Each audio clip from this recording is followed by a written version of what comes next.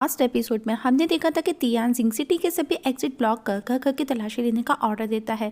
वहीं फेई एक सैनिक को मार करके उसकी ड्रेस पहन करके वहां से बाहर निकलने का रास्ता ढूंढती है और अब रात को फेई एक और सैनिक के कपड़े जनरल की बेटी को पहनने के लिए देती है ताकि कोई भी उन्हें पहचान ना सके और दोनों वहां से मजिस्ट्रेट के घर के लिए रवाना होती है। तो दोस्तों देखेंगे आज के एक्सप्लेनेशन में क्या वो दोनों पकड़ी जाएंगी या उनको वो सेफ जगह मिल जाएगी।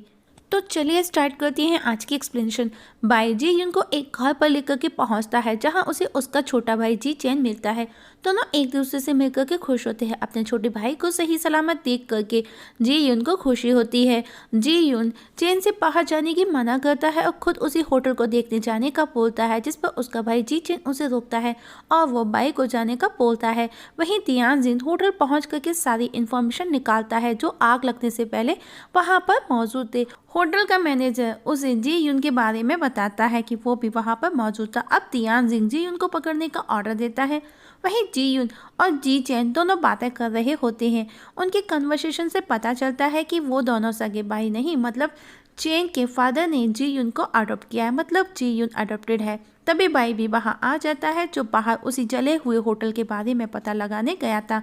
अब वो एक पोटली जी यून को देता है जिसमें उन लोगों का सामान था जिसकी उस होटल में जल करके डेथ हो गई थी।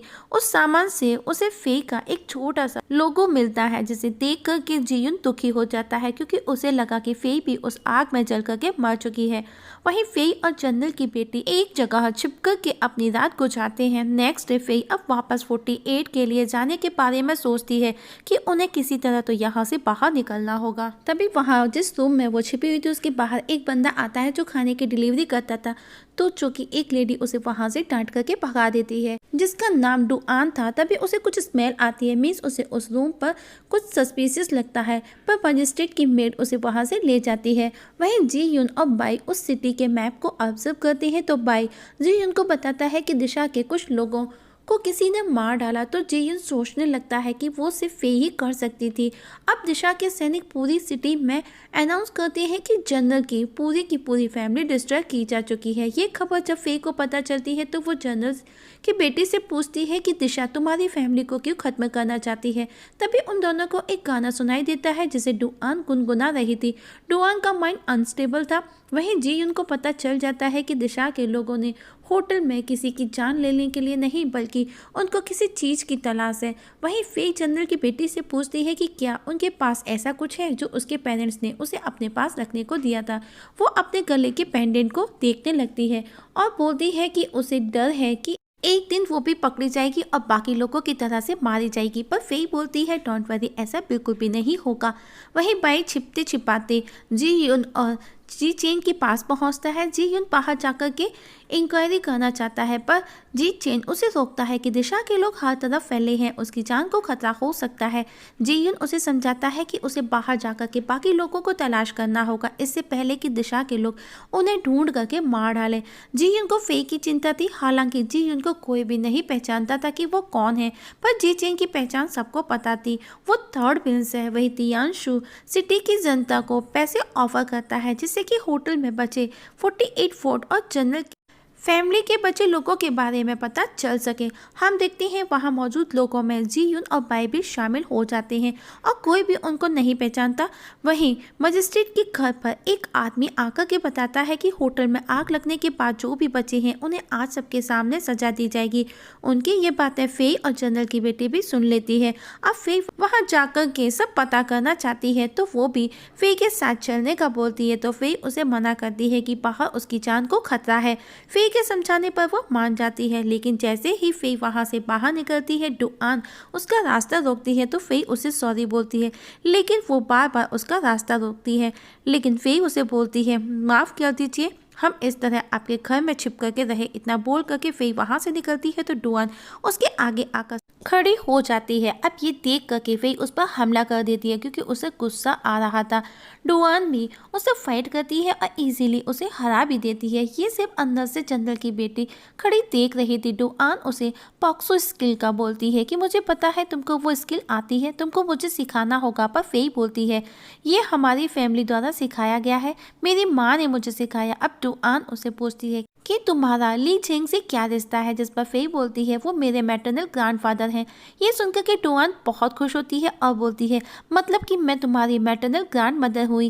तभी जनरल की बेटी भी बाहर आकर के डुआन से बोलती है कि हमारा आपको नुकसान पहुंचाने का कोई इरादा नहीं। तभी मेड भी वहां आ जाती है। फेई डुआन पर गुस्सा करती है कि ये बकवास बंद करो, तुम सरासर झूठ बोल रही हो, मेरी माँ के जन्म के बाद में ग्रैंड मदर की डेथ हो गई थी। तो डुआन बोलती है सौतेली ग्रैंड मदर भी मायने रखती है। फे सोचती है कि वो जरूर पागल है। जैसे ही डुआन उसे किस करने नजदीक आती है अचानक से उसकी तबीयत बिगड़ने लगती है। डुआन डर के भाग जाती है कि मैंने कुछ नहीं किया। अब मेड और जनरल की बेटी उसे उठा करके अंदर लेकर के जाते हैं। वही दिशा के सैनिक चेन फुई को पकड़ लेते हैं और सबके सामने पेश करते हैं। चेन फुई किसी तरह बच निकला था लेकिन होटल का वर्कर ही उसे पकड़वा देता है। अब तियांसु पूरे सिटी में अनाउंस करवाता है कि कोई जो भी चेन फुई के रिलेटिव्स के बारे में कोई भी इंफॉर्मेशन देगा उसे उचित इनाम दिया जाएगा। बाई और जीयुन भी वहां मौजूद ये सब देख रहे थे जिसे बुरी तरह से टॉर्चर किया जा रहा था। ये देख करके जीयुन को गुस्सा आता है और वो उसे बचाने जाना चाहता है पर बोई उसे रोक देता है कि ये सुसाइड करने जैसा होगा और अगर अभी हम उसे बचा भी लेते हैं तो भी वो ज़्यादा दिन तक जिंदा नहीं रहेगा। पर जीयुन जाना चाहता है तो बोई एक छोटा सा पत्थर उठा करके इतनी स्पीड से चेन फुई को मारता है कि वो उसी जगह मर जाता है। ये देख करके सब शॉक्ड हो जाते हैं। वहाँ अफरा तफरी मच जाती है कि किसने मार डाला उसे। पर तब तक जीयुन और बोई वहाँ से बच निकलते हैं। अब जीयुन बोई पर गुस्सा करता है तो वो बोलता है आज जो उसने किया उसके अलावा उसके पास में कोई और ऑप्शन नहीं था क्योंकि दिशा बहुत ही ज़्यादा शातिर है। अगर वो उसे टॉर्चर करके उससे पता लगा लेता कि उसके बाकी साथी कौन कौन है और सबकी जान को खतरा हो सकता था। पर जीयुन को उस पर अभी भी वो उस पर गुस्सा है तो वो उसे पूछता है कि हु लियान ताओ किसके लिए काम कर रही है। तो बाई बताता है वो यहाँ बहुत कम समय के लिए आए हैं और अब वो फे के बारे में सोचने लगता है कि अगर आज उसकी जगह फे होती तो वो खुद की जान की परवाह किए बिना चेन फुई को बचाने के लिए लड़ती। अब वो फे को ढूंढने का डिसाइड करता है। तभी अचानक से जीयुन की तबीयत बिगड़ने लगती है जिसकी वजह हमें आगे पता चलेगी। लेकिन हम आपको अभी क्लियर कर देते हैं कि जीयुन की बॉडी में किसी तरह का पॉइजन मिला है जिसकी वजह से उसकी तबीयत बार बार बिगड़ती है। वहीं फे को भी अभी तक होश नहीं आया था और डुआन उसके पास बैठी बोलती है कि ये पॉक्सो स्किल जानती है, ये खूबसूरत भी है पर लीजिंग जैसे बिल्कुल भी नहीं है। काश ये अपनी असली नानी पर ही चली जाती। वहीं जीयुन और बोई वापस जी चेन के पास पहुंचते हैं लेकिन हम देखते हैं जीयुन बहुत ज़्यादा उदास है। जी चेन उससे पूछता है पर वो कुछ भी नहीं बताता। तभी बोई घुटनों के बल बैठ करके जीयुन से अपनी गलती के लिए वापस से माफ़ी मांगता है कि उसने गलती की, आप जो भी सज़ा देना चाहें दे सकते हैं। तो जी चेन रीजन पूछता है, बोई भी सब बता देता है पर जीयुन इस सबसे काफी डिस्टर्ब हो चुका था। अब बोई की इस हरकत के लिए जी चेन अपने भाई जीयुन से माफी मांगता है। जीयुन उसे बोलता है प्लीज ये सब मत करो और बोलता है बोई ने चेन फुई की हेल्प की है इस नर्क से बाहर निकालने में, जो काम मैं नहीं कर सका वो बोई ने किया। और बोलता है कि यही चेन फुई के लिए भी ठीक था, उसे टॉर्चर तो नहीं सहन करना पड़ा। बोई भी जीयुन को बोलता है कि वो हमेशा उसका कर्जदार रहेगा। अगर इन फ्यूचर आपको किसी भी तरह का कोई भी जरूरत हो बिना किसी हिचकिचाहट के मुझे बोलना, जिसके लिए मैं सारी हद पार कर दूंगा। अब जीयुन जी चेन से वाइन मांगता है। वहीं फे बेहोशी में थी, जीयुन को देख रही थी। तभी अचानक से उसे होश आ जाता है और जनरल की बेटी को बोलती है उसे ऐसा लगा कि जीयुन ने मुझे आवाज़ दी, जिस पर जनरल की बेटी उसे समझाती है कि वो ठीक होगा। वहीं जीयुन उस स्वाड को देखते हुए फे की सलामती की विश करता है। तभी हम देखते हैं कि दिशा के सैनिक घर घर जाकर के उसी इलाके की तलाशी ले रहे थे। तभी एक बंदा आकर के उनको बताता है कि वुल्फ ने तलाशी करना शुरू कर दी है। ग्रे वुल्फ और लू हाउंड अलग अलग होकर की तलाशी ले रहे हैं, दोनों का फोकस अलग अलग है। लू हाउंड के लोग एक लेडी और एक बच्चे की तलाश कर रहे हैं। ग्रे वुल्फ के लोग के पास में एक पेंटिंग है जिसकी उन्हें तलाश है, जो किसी मेल मीन्स किसी बंदे की पेंटिंग है। जीयुन समझ जाता है कि उन्हें जी चेन की ही तलाश है और बताता है कि लगभग 10 मिनट में उनका घर का नंबर आने वाला है। तो बोई जी चेन को एक सीक्रेट जगह छिपाता है। ये देख करके जीयुन भी हैरान था कि उनकी प्लानिंग कितनी बढ़िया है। वहीं डुआन की मेड फे को बताती है कि उसकी मैडम काफ़ी समय से मेंटली डिस्टर्ब है, वो सबके साथ में ऐसे ही बिहेव करती है, आप उनकी बातों का बुरा ना माने, वो पिछले 10 सालों से ऐसी ही है। जब वो डुआन का नाम बताती है तो उसे अपनी माँ जिनरंग की याद आती है, जब उसने उसे कहा था कि वो 10 साल पहले डुआन से मिली थी,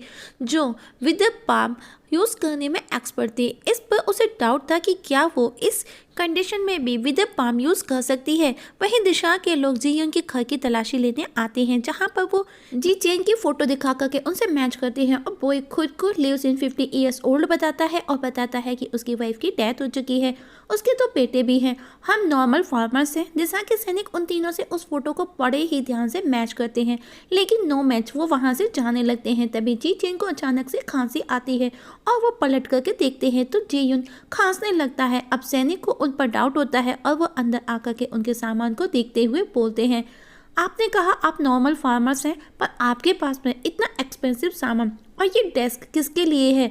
तो वो बोलता है वो पहले कभी टीचर हुआ करता था। अब सैनिक एक एक सामान को उठा करके चेक करने लगता है। उसमें से एक को उठाने पर वो गेट खुल सकता था जिसमें जी चेन बंद था, लेकिन तभी हम देखते हैं कि जी यून खांसने का जोर जोर से ड्रामा करने लगता है। बॉय बोलता है उसका बेटा क्षय रोग से पीड़ित है और वैद्य को बुलाने का ड्रामा करता है। ये देख करके वो डर करके वहां से सभी भाग जाते हैं। अब जी चेन बाहर आता है तो जी यून उसे बताता है कि तियान जिंग चंदर की फैमिली को ढूंढ रहा है और तियानसु को पता है कि तुम यहाँ हो, इसीलिए उसे तुम्हारी भी तलाश है। वो तुम्हें पकड़ना चाहता है जिससे कि अनपिंग आर्मी उसके कंट्रोल में आ जाए। और अब यू वेंजी भी दिशा के साथ में मिल चुका है। वहीं मेड से फी पूछती है कि ली जेंग और डुआन का क्या रिलेशन है, वो दोनों एक दूसरे को कैसे जानते हैं। तो वो बताती है सालों पहले मैं और डुआन एक बच्चे को बचा करके आ रहे थे, उसी दौरान रास्ते में दिशा के सैनिकों ने हम पर हमला कर दिया। डुआन उनका ज़्यादा देर तक सामना नहीं कर सकी। तभी ली जेंग ने वहां आकर के उन दिशा के लोगों से हमें बचाया। डुआन को ली जेंग को दिशा के सैनिकों को मारता देख वो उससे इम्प्रेस हो गई और उसको मन ही मन उसी दिन से उसके लिए फीलिंग्स आने लगी और वो उसको प्यार भी करने लगी। और इस जगह हमारी आज की एक्सप्लेनेशन खत्म हो जाती है। तो दोस्तों देखेंगे नेक्स्ट एपिसोड पे क्या होगा। तब तक के लिए नमस्कार।